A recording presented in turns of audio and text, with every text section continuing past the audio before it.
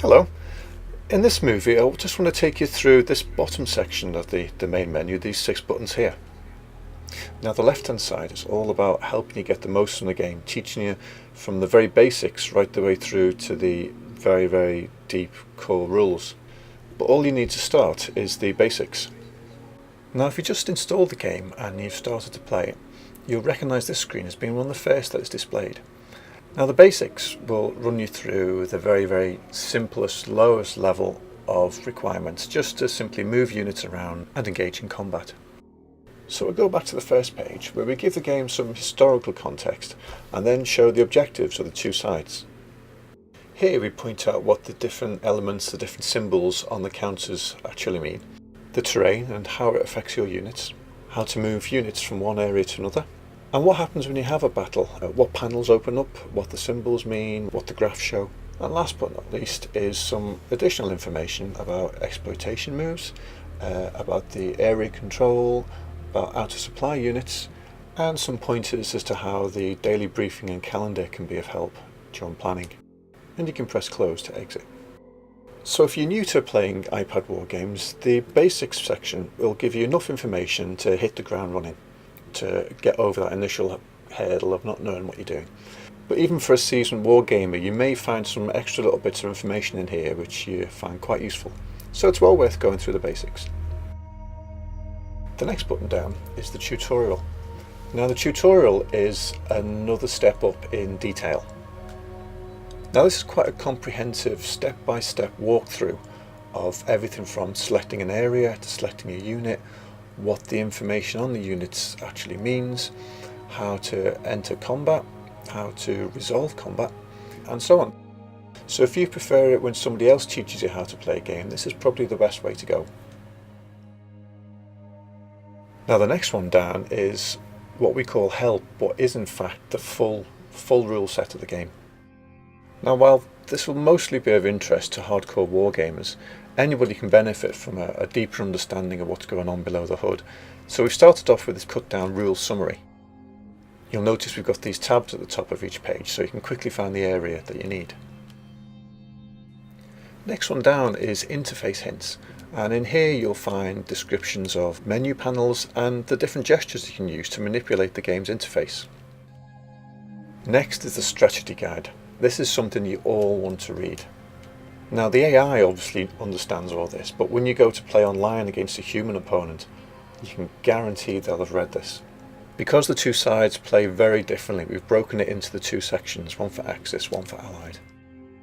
In the charts and tables section, we've brought together all the charts and tables from the rule set into one area, so you can quickly scan through them.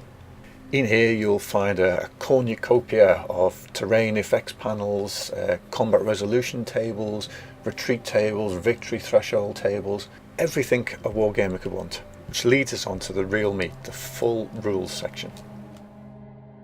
This contains as much information about how the game works as any wargamer could ever wish for. Now it's not essential that you read this. I mean, you can easily play the game without reading it. But when you play head to head, when you play against a clever opponent, a human opponent, this game really comes into its own, and a deeper understanding of how the game works is always a benefit and will always give you that little bit of an edge. And last but not least is the space locator, which is just there to help you find specific locations on the map.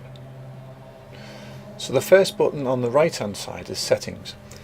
These are for changing some global aspects of the game, such as music, ambient sounds, which is mostly the background wind sound, the sound effects, which would be for the battles, for turning the intro movie on and off, and for selecting fast or normal AI.